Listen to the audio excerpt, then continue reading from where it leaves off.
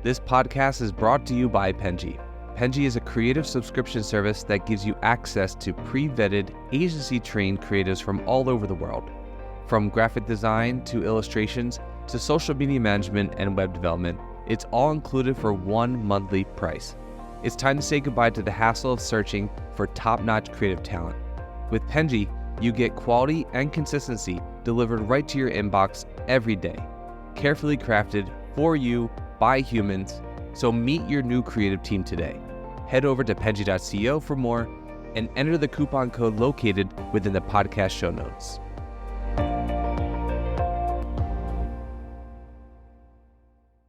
Hello, everyone, and welcome to the Fully Managed by Penji podcast, the podcast where we discuss marketing and business tips to help assist you on your business journey. I'm your host, Shannon, Penji's partnership coordinator, and I'm joined here today with a very special guest, Sam Dey from DeyTips. Thank you so much for coming on with me today. Thank you for having me. It's a pleasure. I appreciate it. Alrighty, so could you please start off by telling us a little more about yourself, about your work with DeyTips, and kind of what led you up to this point in your life? Awesome. So yeah, my name is Sam Dey, as you've mentioned. My brand DeyTips kind of started off the back of me selling products online. So my first ever business was e-commerce back when it wasn't as, I guess, popularized as it is today. I've always been an entrepreneur, so I was running offline businesses before I started online, and then kind of realized that, most of where things were heading was going to be online. So I quickly kind of caught onto that and kind of started an e-commerce brand, thinking it was going to be a side hustle. At the time I was at university, and like I said, I was running my offline business, but my last year of university was full on. Anyone who's kind of like studied at university and you're doing your dissertation, you will know that it's a lot of work to be doing that and something else as well. Most people have like a little part-time job or, just something to keep them ticking. And I had a full-on business. So I kind of put the business on pause, and I said to myself, look, I've only got a year of uni left. Let me just focus a year on this. And then afterwards, I can restart the business. And, that will be kind of the rest of my life going forward, hopefully. So that was the idea. That was the plan. What I didn't kind of factor in was how big the e-commerce brand was going to be. So I decided to sell products online, thinking that, okay, even though I'm not running my business, I still need a little bit of income. So I was there thinking, okay, maybe I'll make enough to like take the train to uni and get lunch at lunchtime, just to kind of see me through this year. At the time, I was still living with my parents as well. So I was just hoping to make enough to just tie me over kind of thing. But within the first 6 months in the business, with an initial investment of about £300, the business was turning over about £4,000 a month. And at the time, I was making more than my parents, and I was like, "Wow, this is incredible!" And like, what the business that was supposed to just help me through my last year of uni was actually taking me away from uni, because I was like at the post office every day with like 50 to 100 units of products that I was selling online, and so it took legs of its own. I was able to go full time in the business when I left uni. And off the back of that, started to kind of document what I was doing on YouTube. I also saw YouTube as a big opportunity as well. Started to document what I was doing on YouTube, telling people about the products I was selling and how I was marketing my products and so on and so forth. And that kind of grew into its own community as well, with people who were just inspired and wanting to know more and like asking questions. And so I just kept on creating content and videos. And then the YouTube channel was called DeyTips. So the brand DeyTips kind of evolved from there. And, I got into the marketing space doing it more and just fell in love with it, really. So, that's kind of how the brand DeyTips came about. That's incredible. It's also awesome to be able to reach such a feat at such a young age. And that's kind of really, really awesome. I think a lot of people are hoping that their businesses reach that kind of scope by early on. I think that's kind of intimidating too, though, because you didn't expect that to happen, I'm sure, in such a short period of time.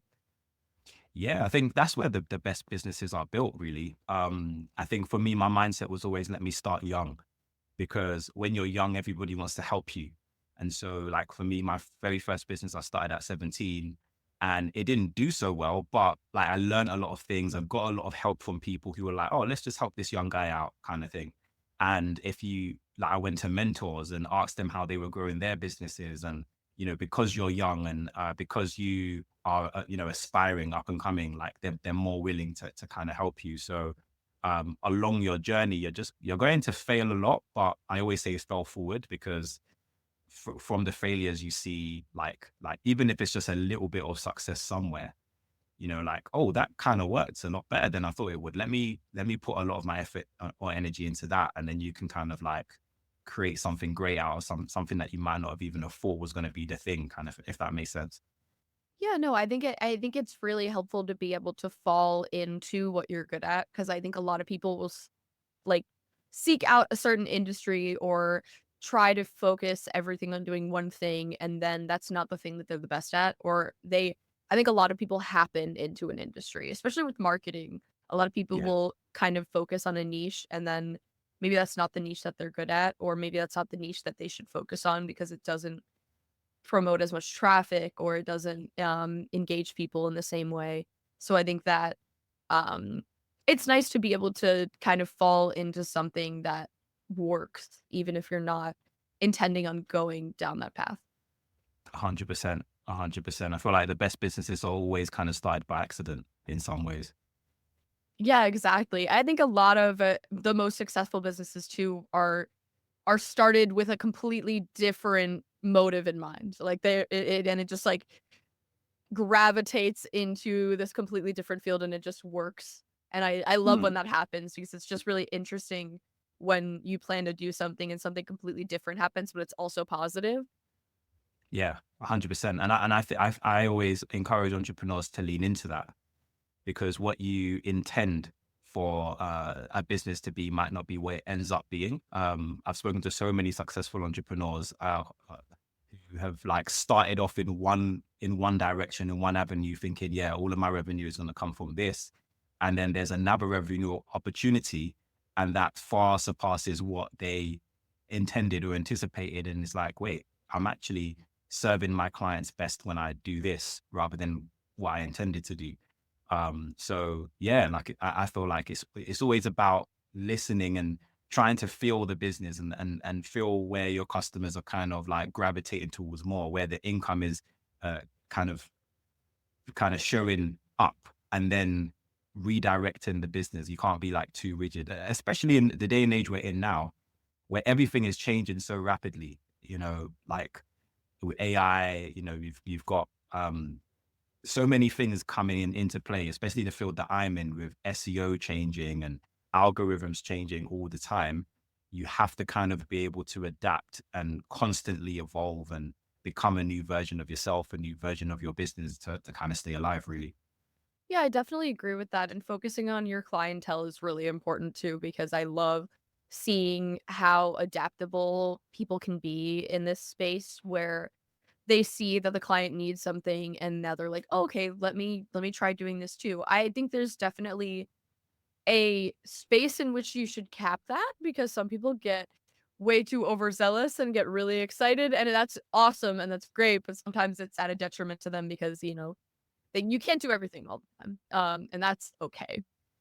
But I think that it is really important to constantly consider your clients and what they need and be able to adapt to that. Has there ever been a point where you have had to make kind of a major switch in what you're doing to kind of fit what clients are looking for? Oh, really good question. I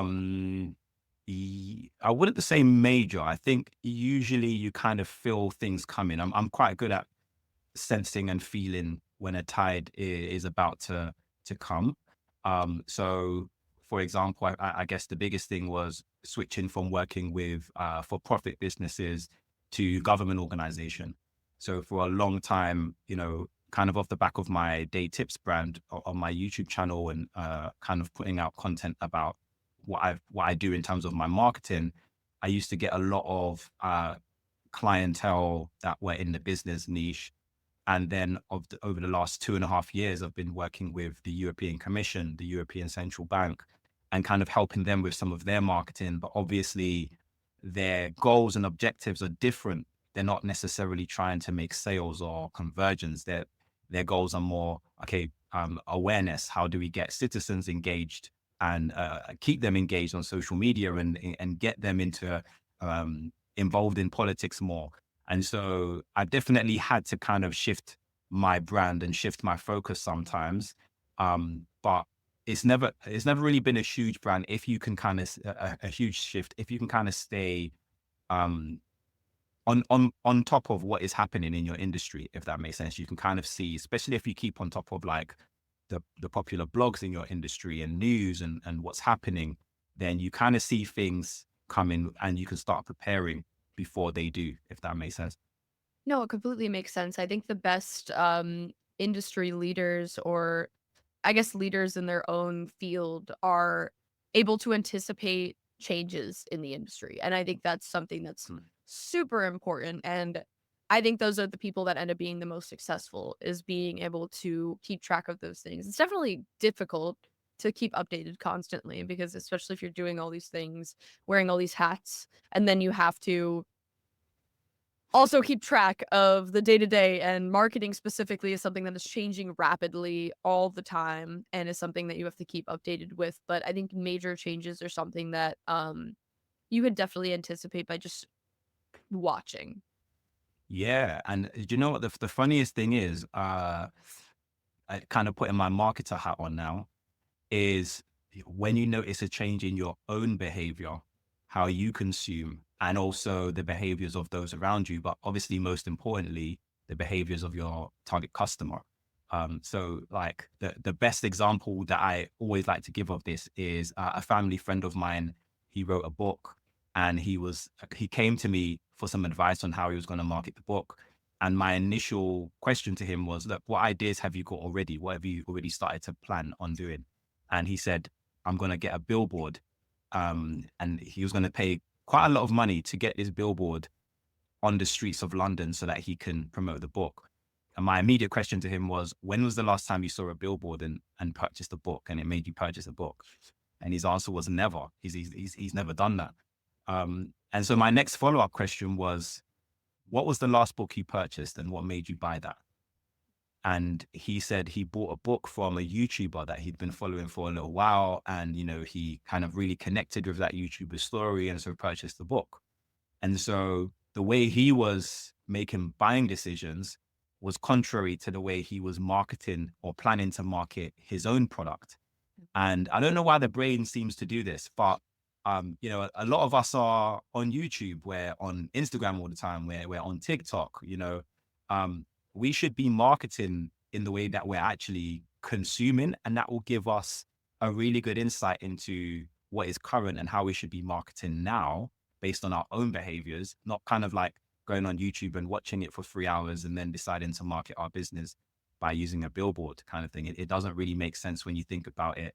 But yeah, just staying on top of your own behaviors can really help you to kind of ensure that your business stays ahead as well. Yeah, I think that is really hard to get out of your head, I guess, sometimes, of how you think something's gonna work. So you're not really considering your perspective as a consumer. You're just considering, oh, like, what are things that are related to marketing that I can get involved in order to sell something, or in order to do that. And I think it is really interesting to look at that and see people not realizing kind of the obvious. And I think Yeah. it's just, some people just don't think that way. And I think that's not it's not wrong, it's just kind of funny, because I do Yeah. think that there's also I'm sure the most, if he had a very absurd billboard that caught people's eye, like, maybe that would sell. And I think there's a way to do things that are um not the norm, I suppose. I think there's definitely things that have caught my eye that are not something that I would normally consume. If I did see a billboard that was kind of wacky, and I would probably look it up, like, oh, we have a lot of billboards. Based in Philadelphia. We have a lot of billboards here, and there's actually Mm. controversy over many of them, because they're absurd or they're something that should maybe not be on a billboard for everyone to be Mhm. able to see. And I think that those do work. But for a book, yeah, I don't remember the last time that I've looked at a billboard and been like, yes, I'm going to buy that book. But I do end up looking up absurd things when I see them on billboards because I want to know more. And I guess that's what they're doing. I purchased any of those things though? No, most of them are law firms that I have no need for. I don't have any legal services, but they'll be on the top of my mind if I ever do. So you never know. Yeah, I think billboards, when you look at kind of billboard marketing and even like radio and television, it's very difficult to convert. And I guess, and even if it does convert, it can be difficult to track. I know nowadays we've got like QR codes you can track and whatnot. But usually, like if we think of like a blockbuster movie, they're going to be trying to just build awareness. You know, they might have like a really huge superstar, and you see that on the side of like a subway or a bus, and then you see it on billboards as well. So it's kind of like it's not just that one billboard. Usually, they're trying to get into your psyche, so that when you're thinking about going to the cinema the next time, you're like, oh, I'm going to watch that movie because I heard about it. You don't even necessarily always remember where you saw it or where you heard it, but it's that repetitive, talking about touch points, and that can cost a lot of money. And if it's just one billboard and you're paying like $1,000, $2,000 or $5,000 or whatever, it's going to be difficult to create that kind of experience. Whereas it's so much cheaper to do that online in so many different ways. If you're on, multi channels, if you're doing, retargeting ads and all those kinds of technical stuff, it can be so cheaper to kind of get a better result with such less of a budget, if that makes sense as well. Yeah, I think it's really important to consider budget when getting involved in that, especially when it's something that's a new product or something that you haven't tried to sell before. There's a lot of things to consider, especially usually at that point, depending on the person, I'm sure. But if it's something that's new, a lot of times that person doesn't have an incredible budget. And I think that you have to definitely narrow down what is best for a marketing campaign for that. Um, Actually, a question that I do have is, so I know that everyone's marketing campaigns are different and are uniquely catered to them as what they're selling or what service they have. But do you think there's anything that's kind of unique that people don't consider when thinking about marketing or thinking about how to sell something? I think people don't consider enough. I think people do consider it, but they don't consider enough how related marketing is to psychology. They're one and the same. And so obviously people who study psychology, sometimes as part of their course, they will study marketing. And obviously some people will go on to study marketing and psychology together as one. And well, we call it empathy marketing essentially. Like it's the very first step. Whenever I'm working with a new brand or a new company or entrepreneur, the very first thing is psychology. Is, let's take a step back and do a little bit of empathy marketing and put ourselves in the shoes of our target customer. Would they respond to this billboard we're about to put out? And kind of even going back to billboards, like it can be effective if it's in the right place. If you run a local business and it's a barbershop, you might want a billboard like right next to the barbershop that points to points to where you are, that says, barbershop here, so that locals know that where you are. Or if it's a YouTube channel, we need to start thinking about what can we put in the thumbnail? What can we put in the title? If I was my target customer, would I genuinely want to watch this video? Would I want to click? Would I want to click on this ad? When we take a second to take a step back and start thinking like our target audience, then we see so much more success with our marketing. And a great way to do this as well is to think about someone in your network who would be your ideal client.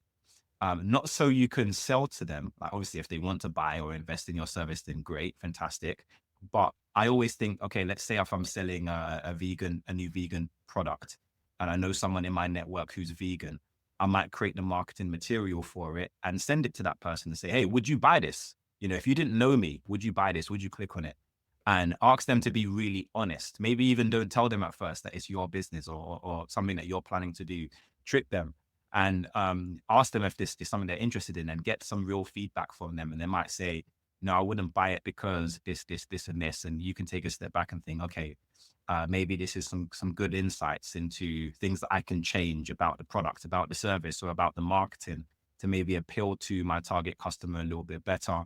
And then you can literally, I know we're in the kind of like the data protection era, but you can literally legally spy on your target customers as well by looking at forums. There's loads of Facebook groups about Mm. almost every industry, every sub niche that you can think of. Go into some of those forums and see what your target audience are speaking about. See what gets, loads of replies in Quora, and do some studying, some real study. And I always say, like, one of my biggest quotes on my YouTube channel is, the better you know your audience, the easier it is for you to sell to them. If I'm extremely thirsty right now and someone knocks on my door and they've got bottles of water, then they're much more likely to sell to me than if I've just had 2 liters of water and someone tries to sell me, a Coke bottle. Like, I'm not going to buy that. But if you really know what the pain points are and you truly make it your job, like that, as entrepreneurs, that's our job. Entrepreneurs and business owners, our job is to truly understand the needs, wants, and desires of our target customer, and understand how our product or service helps to alleviate some of those stress points, and package our product in a way where it's obvious that we are the solution to our customers' problems, if that makes sense. So we're always going to win with our marketing if we kind of keep that top of mind. No, that's incredible advice, and I think that there's so many ways to do that that people don't even consider because they see it as an informal way of kind of getting to know your audience. Like there's places like Reddit, which are incredible spaces for trying to figure out your audience and what they need because people are asking questions on there constantly. They're looking for advice. That's literally the point. Like a lot of people are looking for things that you might have or like services that you might have. And to be able to, you can literally just turn their question into an ad. Like, and I think that a lot of people don't even consider these avenues because don't, they, I don't think they consider the average client sometimes. And that a lot of Mm, people will be so focused on getting these bigger entities that they kind of can't get out of their head of thinking about the normal average person, and being able to focus on the normal average person and get them, I think, can lead to these bigger entities that maybe might be your goal.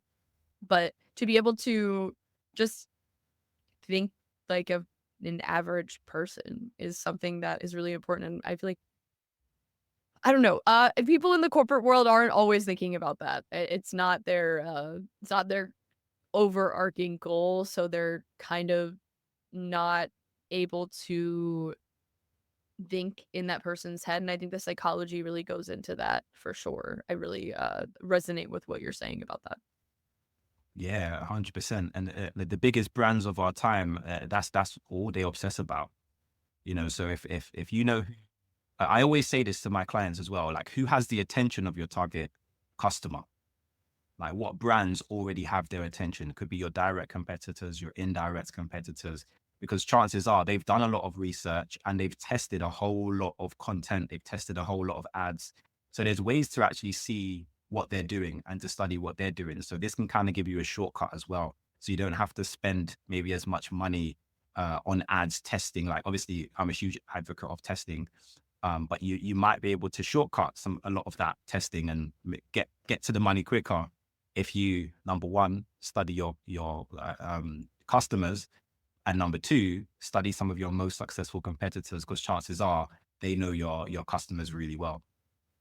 Yeah, I definitely agree with that. I think that we should constantly be looking at anyone that shares that space they might not be doing the same thing as you. And that's actually even better because even you might be able to partner with that person, or you might be able to even look for them for advice because they don't see you as a competitor. They're not worried about sharing things and different things like that. I think a lot of agencies specifically, I've noticed, aren't in the business of talking about things that like giving advice and stuff. And I think they think of that as revealing secrets, which is why I really like this podcast because I think that it's really nice to be able to talk to adjacent industries and different people that, are able to give advice like this because I think that corporations and businesses are sometimes very closed off to discussing these kinds of ideas because they think, oh, like my competitor can copy me. Well, if your competitor can copy you that well, then you're probably not doing it as good as you think you are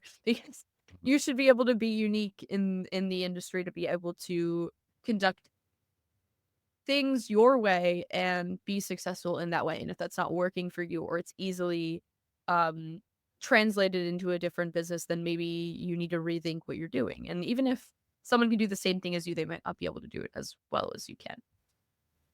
And Exactly. They might not be able to execute it in the same way. And there's so many ways to just see what your competitors are doing.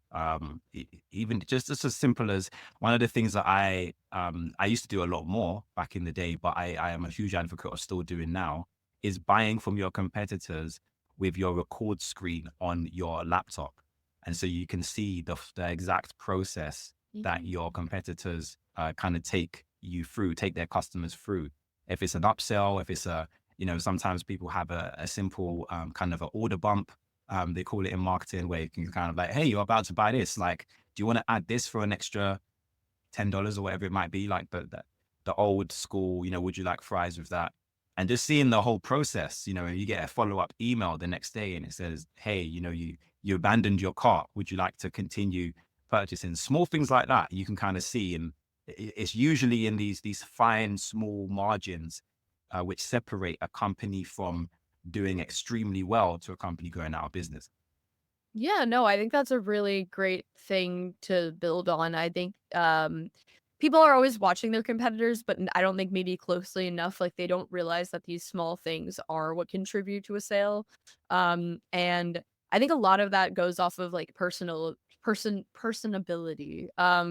Or like being able to that follow-up email, making it as personal as possible, or making it caring about your audience. And I think that a lot of those little things are related to that. Like they're a more personal touch, or, a reminder is always something that's great, but too many reminders are not great. I get really annoyed with businesses when I keep hearing from them. And even if I liked them, I can get really annoyed. And I think the average consumer can get really annoyed. So there's definitely a fine line that a lot of people, I think, don't consider either. And I think that that can be detrimental or help a business a lot, and you kind of have to figure out where it is. Yeah, I think a lot of that is looking at your statistics as well. Because you might like what you said, you might be annoyed by certain brands. But if they're noticing that actually when they're communicating a certain amount of time a week, their business is growing. There might be a huge drop off, but usually what I say is, if someone unsubscribes or stops becoming a customer, then usually they would never have become a customer anyway. They never would have bought again anyway if you message them less. Like obviously there's a fine line between messaging someone 50 times a day and communicating effectively. But you will notice it in your statistics. If you send them a message out, whether it's SMS, whether it's email, whether it's retargeting ads or whatnot, when you send 5 messages a week, you might notice a 3x improvement in sales. If you bring that down to 2, you might notice that your sales haven't been as great. And so when you get to a certain level in your marketing and in your business where you start to see growth, it's really about understanding the statistics. And yes, there will be drop offs, but it's about, okay, making sure the business is always growing kind of thing.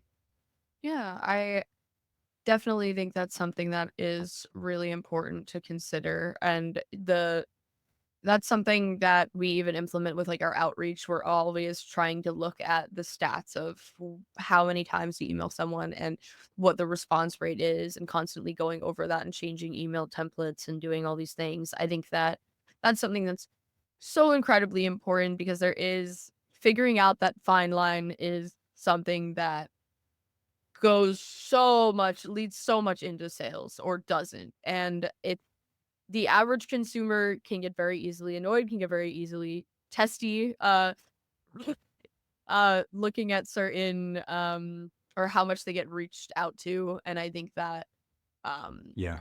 not everyone is considering that, like, they just want you to know about them and be present on your mind, but that's not always a good thing. There are a lot of things. If someone's present on my mind, that doesn't mean that I'm fond of them. Yeah, and I think it's with the right messaging as well. One thing that AI is allowing us to do is to understand, and what we're going to see in the marketing our marketing tools going forward is AI really learning and understanding our customers a lot better.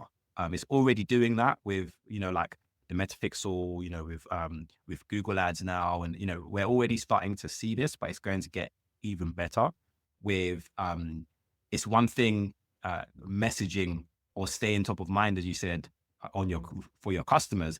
But if you're sending them the right message at the right time with the right things, then they don't mind hearing from you as much. Like that kind of the difference between being on Instagram or TikTok. Some of these most popular platforms at the moment. We're on there so often because they're actually sending us content. They're showing us content that is engaging us and is keeping us on the platform. So even if we're getting notifications, it's maybe something that we want to see. And I think that's a really, really big distinction. And it goes back to understanding your customer. If you're messaging your customer with something that they don't really care about or they don't want to see, then that is a huge issue. Whereas actually, if you're messaging them something and it's like, oh, a new product, I might want to buy that because I've been thinking about that, or it's, they've been clicking around, so rather than trying to get the sale and trying to sell them something that they don't want, it's about understanding, again, going back to the empathy marketing, understanding what they do want, understanding what messages they do want to see. And then what was an annoyance actually now becomes more of a convenience because it's right in front of me. It's what I want. Even with these new TikTok shop has become incredible. Essentially they're selling to you, but you might see something on there and you're like, wait a minute, like I want that new curtain. Like, yeah, that's pretty cool. And now you're buying it, even though they are putting it in front of you and it's technically an advert. It's not as irritating. It's not as annoying because actually it's something that maybe the algorithm has picked up that is popular, and you might actually enjoy that. Yeah, no, TikTok ads are suspiciously catered to the individual. It makes me uncomfortable. I will watch an ad and they'll be like, "Does this happen to you?" And it's like they list like 6 things. And I'm like, "Yes, all of those things happen to me. How do you know that?" And it's just I think that those are the perfect ads. Like I hate that they're the perfect ads because I'm like, I Yeah. feel like you're manipulating me. But it's so genius, and it's genius that it almost frustrates me because it's something that I would never think about buying. I would never have learned about it. I would never have known about it. They create such a perfect ad that is catered Mm. towards, and it seems like it's just catered towards me, but it's not. It's catered towards a bunch of people like me, and there's probably a bunch of people with the same problems that I have, and they just know how to get that. And I think that having influencer marketing is something that is so I feel like it moves so fast, but it is so smart in if they're doing it correctly because it seems like, oh, this a very average person that has the same problems that I do is advertising this product. And I know that TikTok has to, requires you to say if you're getting permission from something, and that's Mm. fine and whatever. But I think that having just a very normal person and not a celebrity, quote unquote, because I know there's a line between celebrities and influencers and what is what now because it's very different. But seeing an average person or a closer to an average person advertise something that I could use is something that you trust them a little more because you see their personality on these different platforms and you see how they are and you kind of believe them because you kind of convince yourself that you're kind of their friend. And I Yeah. think that celebrities aren't as good as that because they don't show you a lot of their life, and they don't show you a lot of who they are because, they're either an actor or they're, I don't know, they play some kind of sport, and you don't really see like their personality as much. So you don't believe them as easily, if that makes sense.